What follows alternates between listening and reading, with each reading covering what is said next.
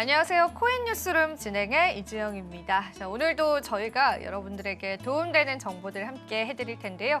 일단 오늘 함께 해주실 분 소개해드리면서요. 계속되는 이야기 나눠보겠습니다. 자, 오늘도 윤석빈 교수님 함께 해주셨습니다. 교수님 안녕하세요. 예, 트러스트 커넥터 서강대 윤석빈입니다. 네, 윤석빈 교수님께서 오늘도 저희와 함께 해주셨는데요. 저희가 지난 시간에는 체인링크 관련해서 기술적으로 자세히 풀어봤습니다. 이번에는 라이트코인에 관한 이야기 준비를 했는데 얼마 전에 한 애널리스트가 라이트코인 ETF 출시에 관한 언급을 하기는 했습니다. 그래서 그 부분 때문에 시장 참여자들의 관심을 받기는 했었는데요. 사실 이전 대비해서는 그 관심도가 조금은 떨어졌다라고 보셔도 좋을 것 같긴 합니다. 하지만 그래도 라이트코인을 우리가 어떤 가치로 바라봐야 할지 또 우리 시장에서 다시 주목을 받을 가능성이 있기 때문에요. 그 부분들 한번 이야기 나눠보고요. 일단 라이트코인이 비트코인과 좀 유사하다라는 거 이제 투자자분들이 어느 정도는 아실 것 같은데 어떤 점들이 좀 유사할까요, 교수님? 네, 먼저 별명부터 말씀은 재밌을 것 같은데 네. 비트코인을 디지털 금위로 표현하죠. 네. 근데 라이트코인은 디지털 은위로 표현돼요. 아, 은입니까? 네. 그러니까 그게 표현되고 있어요. 네.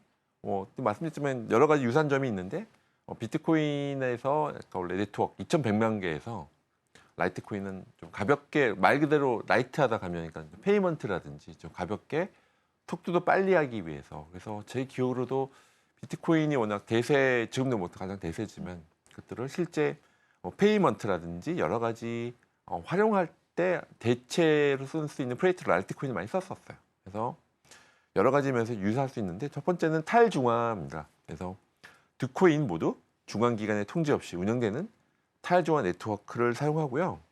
두 번째는 작업 증명 합의 메커니즘입니다. 그래서 두 코인 모두 새로운 블록을 생성하고 검증하기 위해서 작업 증명 방식, 프로프 오브 워크를 사용하게 됩니다. 세 번째는 제한된 공급량입니다. 비트코인은 2,100만 개고요.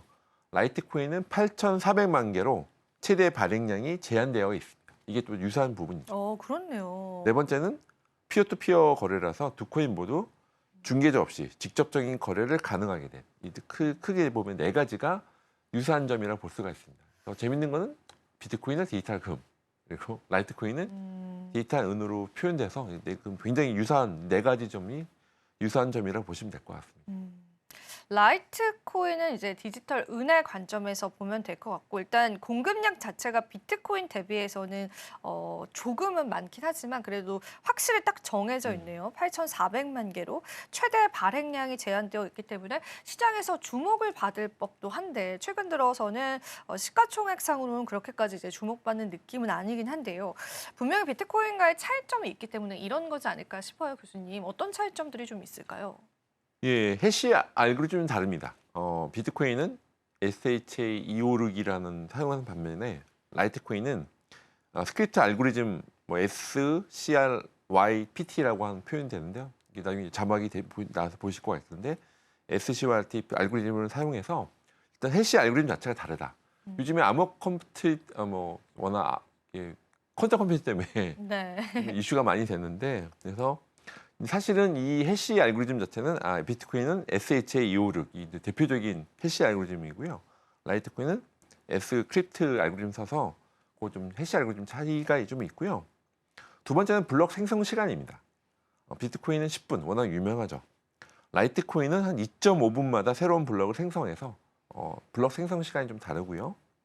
그래서 트랜지션 속도가 라이트코인은 비트코인보다 빠른 거래 확인 시간을 제공합니다. 그래서 지금 비트코이너들이 결제할 때는 라이트코인을 많이 썼던 부분이 이런 이유가 있었던 거죠. 네 번째는 최대 공급량이죠. 비트코인은 2,100만 개 말씀드렸지만 라이트코인은 8,400만 개로 더 많은 코인을 발행할 수 있습니다. 시가총액은 아까 방금 앵커님도 말씀드렸지만 워낙 디지털 금과 은으로 표현하기도 약간 좀 애매하게 그죠? 그렇게 네. 표현하기는 좀 민망하게도 시가총액이 많이 차이가 나는데 지금 라이트코인을 많이 썼던 건 이제 비트코이너들이 이제 약간 실제 가볍게 결제했을 때 네. 그리고 빠른 네트워크에서 비트코인 네트워크하고 라이트코인 네트워크 연결하는 것들 좀 있었어요. 크로스 체인 관점에서도 그런 플레이들이 있었는데 지금은 뭐 비트코인 코어가 워낙 커져서 비트코인 쪽 네트워크하고 라이트코인 네트워크하고 이제 연결하고 하는 것도 좀 있었는데 지금은 그 시도는 좀 많이 줄어간 것 같긴 해요. 그래서 지금 약간 비트코인이 워낙 메인으로 해서 비트코인 레이어 2라든지 그런 것들도 많아 좀 나올 것 같고요. 라이트코인이 사실은 비트코이너들이 이건 은이니까 뭐 속도도 빠르고 그래서 라이트코인으로 결제했을 때 지금은 거의 안 쓰시는데 네, 그런 것 같아요. 그런 표현 프레이트를 좀 몇 개 있었던 걸로 기억이 납니다. 그런데 이제 궁금한 건요, 교수님. 라이트코인이 사실은 주목을 받았었던 적도 있었잖아요. 우리가 만약에 지금이 상승장이다라고 한다면 그 이전의 상승장에서는 좀 주목을 받았던 것 같은데 관심도 자체가 떨어진 이유가 개인적으로는 뭐라고 생각하세요? 개인적으로는 사실은 비트코인이 워낙 생태계가 강해서 강해서. 원래는 네. 그 당시는 우리가 이제 비트코인 디지털금 인정, 라이트코인에선 또 좀 속도도 빠르고 그걸 좀 수수료도 낮고 그래서 그걸 처리하기 위한 대체제 내지는 대체를 보완제라는 표현이 맞겠네요. 보완하는 역할을 해서 그런 플레이들이 있었는데 지금은 이제 비트코인 ETF 이후로 사실은 비트코인 ETF 이후로는 많이 바뀐 것 같아요. 그래서 기존에 있었던 메이저 플레이어 아까 잠깐 말씀드리면 원래는 비트코인이 뜨고 나면 그다음에 알트코인이 그다음에 이제 팔로우를 해서 더 되는데 지금은 플레이어들이 나중에 이런 주제를 한번 방송하면 좋을 것 같은데 비트코인을 뜨면 그 비트코인 갖고 있는 홀더들이 그다음에는 알트코인에 좀 처리도 해서 라이트코인처럼 그런 게 좀 확장되는 게 있었는데 지금은 너무 비트코인으로 몰리는 것 같습니다. 알트코인, 그러니까 쉽게 말하면 이더리움은 라이트코인을 팔고 비트코인을 수집하는 경향을 보이는 것 같아요. 최근에 이건 네. 최근인데요. 이제까지는 말씀드렸지만 비트코인이 뜨면 알트코인이 떠서 이제 뭐 라이트코인, 라이트 네트워크, 라이트코인도 이렇게 좀 약간 그런 부분에서는 수혜를 받았는데 지금 그 수혜하는 정도 좀 떨어지는 것 같아요. 물론 이제 같이 이제 네트워크 뭐 같이 돈만 성장하는 게 있지만 옛날보다는 또 비트코인에 몰리는 경향이 좀 많은 것 같다. 투자 관점에서 봤을 때. 그래서 기본적인 근데 기본적인 거는 속도도 빠르고 수수료가 낮았기 때문에 비트코인보단 페이먼트 할 때 많이 썼던 경험이 있었죠. 관심도 자체 면에서는 사실 예전만 하지 못하다라는 그런 뭐 시장적인 어느 정도의 영향력들이 있기는 합니다. 하지만 뭐 그래도 우리가 라이트코인이라고 하는 거는 나름의 역사가 좀 긴 코인이기 때문에요. 그 기술력들을 여러분들이 들여다보시면 분명히 도움되실 그런 날들이 있을 것 같아요. 주요한 특징들도 좀 이야기를 들어보고 싶어요. 라이트코인이 또 왜 생겼는지 그리고 왜 이런 별칭들이 생겼고 뭐 시장에서는 어떻게 받아들여지는지 그런 부분도 한번 짚어주시면 좋을 것 같습니다. 예, 라이트코인은 비트코인에 비해서 빠르고 저렴한 거래를 제공해서 이제 별칭을 얻었고요. 라이트코인은 빠르고 저렴한 일상적인 거래, 그러니까 일상적인 거래를 위해서 결제 수단을 설계되었습니다. 그래서 비트코인 지금은 이제 이더리움이 한참 잘 나오기 전에 네.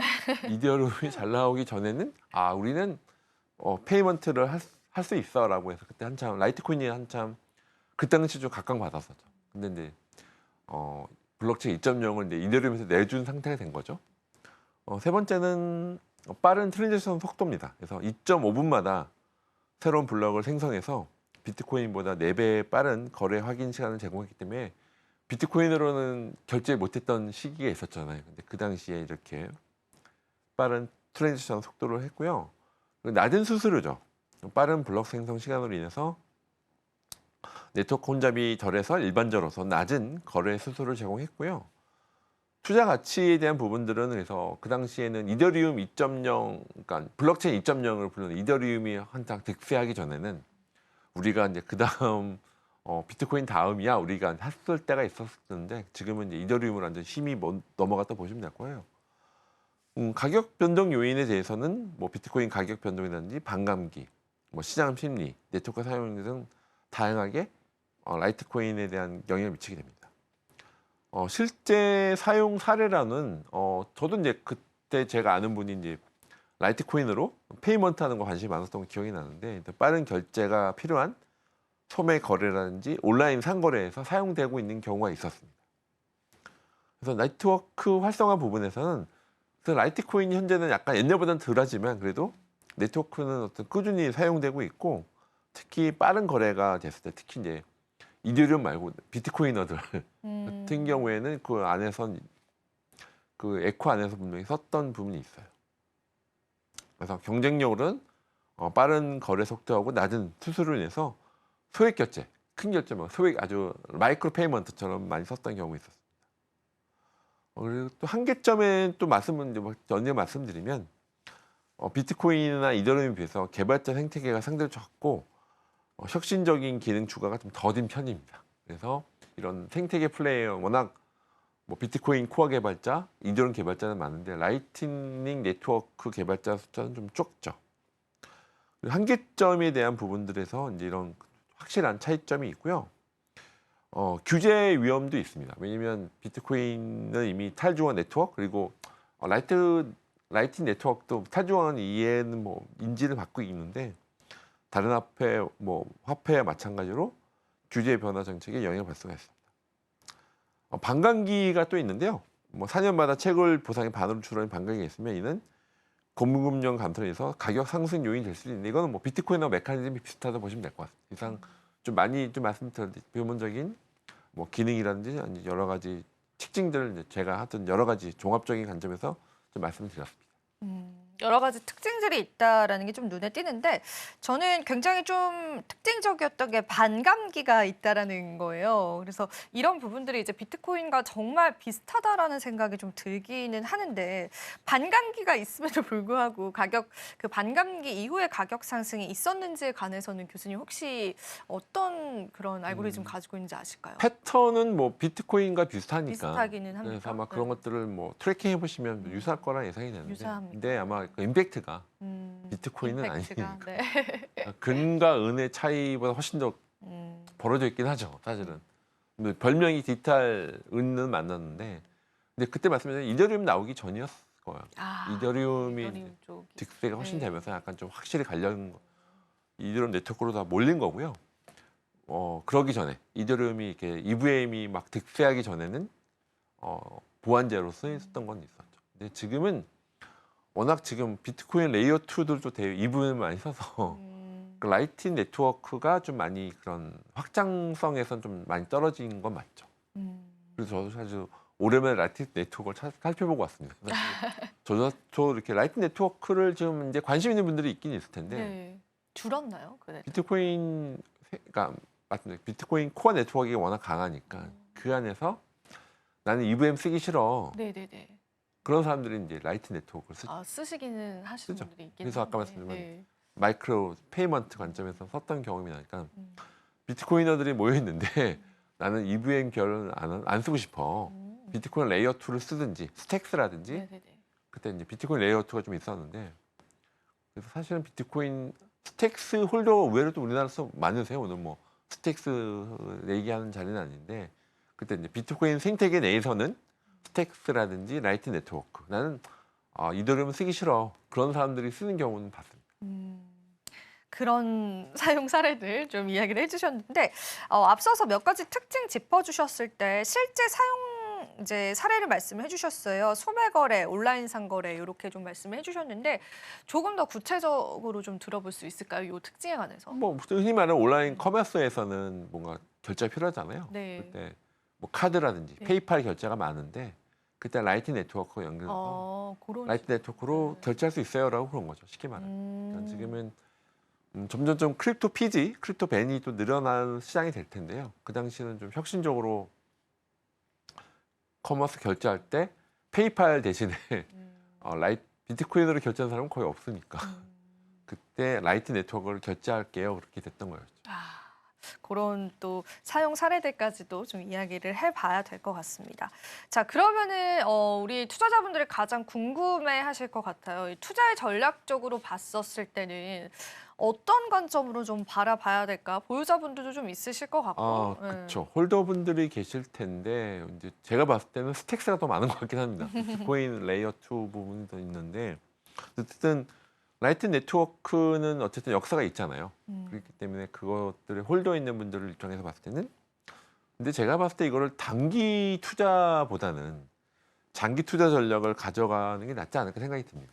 그래서 아마 이걸 갖고 계신 분들은 이거를 바로 하는 것보다는 장기 투자 전략이 좀 맞을 것 같고 정기적인 그런 것들은 흔히 제가 말씀드린 정기적으로 하는 거는 일반적인 가상자산, 암호자산에선 전략이니까 그래서 좀 장기적인 투자 전략이 필요할 것 같고요.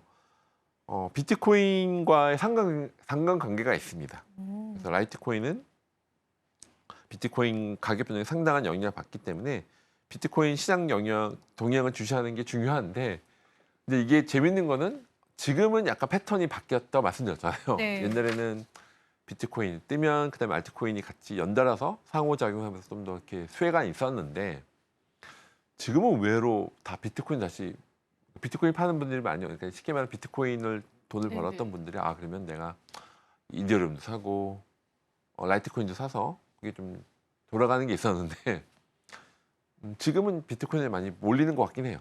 제가 봤을 때 뭐 제가 투자자 쪽 하는 건 아닙니다. 제가 투자하는 건 아닌데 옆에서 보는 게 있죠. 그러니까 투자하는 분들 패턴을 봤을 때는 그런 게 좀 있어서 뭐 투자할 때 한번 좀 유의 있게 보시면 될 것 같고요.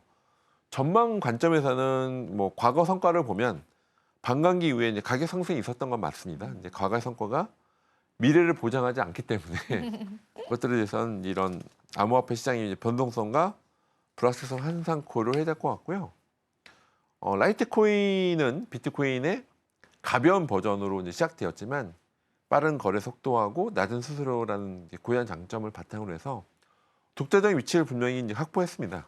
근데 그러나 투자자분들은 지금은 그 당시는 이제 이런 비트코인의 보안들이 있었는데 이더리움 네트워크가 워낙 커졌어요. 제가 봤을 때 이더리움 네트워크라든지 뭐 체인링크처럼 이제 크로스 체인이라든지, 그래서 그런 것들에 대해서 영향 워낙 커져서 디지털 은으로서의 현재 포지셔닝은 약간 옛날 같진 않아요. 그건 확실한 것 같고요.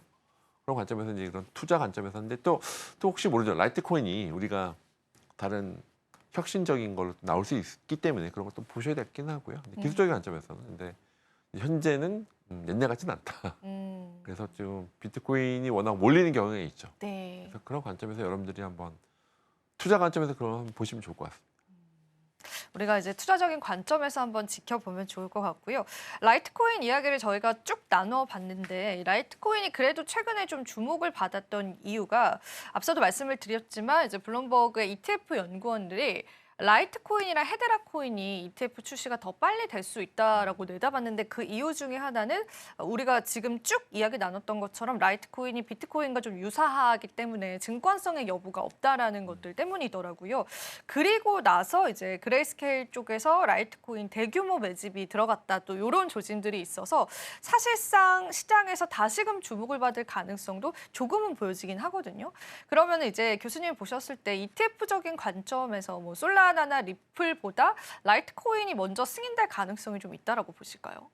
개인적인 생각으로. 개인적 의견은 아까 앵커님이 잘 말씀해 주셨는데 비트코인과 너무 유사하죠. 그렇기 그래서. 때문에 네. 비트코인의 메커니즘, 비트코인과 워낙 역사도 오래됐고요. 그런 관점에서 그럼 비트코인의 그 다음 세컨드 비트코인 디지털금, 디지털은. 그래서 아마 사실은 그런 여러 앞에서 말씀 유사점이 많아서 아마 미국 뭐 그레이스케일이라든지 그런 관점에서는 워낙 지금 비트코인 ETF가 워낙 성공을 거뒀잖아요. 네, 맞아요. 그렇기 때문에 그 다음 어떤 게 좋을까? 뭐 솔라나, 리플 얘기가 나오는데 그 대안으로, 그래서 라이트코인이 워낙 비트코인과 유사하기 때문에 ETF가 되면 또 그건 대박이겠죠. 네. 그러면은 달라지겠죠. 이제까지 리플 홀더들이 지금 기대하는 것처럼 네. 라이트코인 홀더들도 우리도 드디어 때가 왔구나. 그렇죠, 그래서 그렇죠. 네. 이거는 뭐 제가 뭐 기술적인 관점이 아니라서 말씀이 그렇긴 한데, 아마 그런 제가 봐도 아마 미국 쪽 SEC에서도 워낙 친크립토가 되니까 다른 솔라나나 리플을 이제 보는 후보자인데, 라이트코인이 왜 후보자 안 되겠습니까? 그렇죠, 그렇죠. 후보자 충분히 될 만한 그런 가능성은 있다고 저도 보여집니다. 그런 가능성은 있다라고 보고 계십니다. 그래서 한번 라이트코인의 ETF 출시도 저희가 기대를 좀 해보면 좋을 것 같고요. 최근 또 이제 교수님께 이제 기술적으로 여쭤보고 싶은 거는, 저희가 이제 암호화폐 시장에서 이더리움 그리고 특히나 솔라나 쪽에 관한 이제 지지부진한 약세가 좀 보여지긴 하더라고요. 근데 혹시 기술적으로 이제 네트워크 상에서의 어떤 변화들은 없는지, 여전히 잘 유지가 되고 있는지, 그런 관점들 한번 주시면 좋을 것 같아요. 네, 저도 온체인 데이터를 저도 뭐 계속 매일 보지 못해서 그렇긴 네. 한데, 기본적인 거는 비트코인 ETF 이후로 네. 좀 변화가 있는 것 같아요. 그래요? 이제는 비트코인은 워낙 다 집중되는 네. 게 있어서 근데 물론 여전히 뭐 이더리움이나 솔라나 네트워크가 뭐 지금 당장 그러진 않는데 사실 그런 액티비티 자체는 좀 비트코인은 많이 몰리는 것 같다. 사실은 얼마 전에 뭐 블록체인 개발자하고 이제 얘기를 했는데 네. 또 그분이 이제 보통 이더리움도 많이 하셨던 분인데 이제 비트코인 코어를 공부를 열심히 하시더라고요. 그런 것처럼 생태계에 영향이 있는 거죠.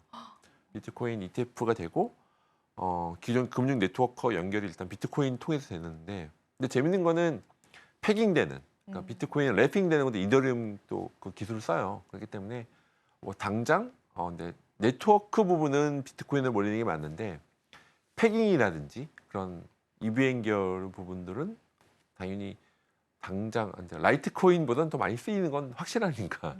그리고 솔라 네트워크도 지금 지금 NFT라는데 CBDC NFT나 STO를 또 많이 쓰고 있는 부분이어서 근데 이더리움 네트워크 에코하고 솔라나 에코, 라이트닝 네트워크 이게 약간 타중앙성이 있는 거죠. 각자의 또 특징들이 있기 때문에 그것들에 대해서 좀 유사하게 보시면 좋을 것 같습니다.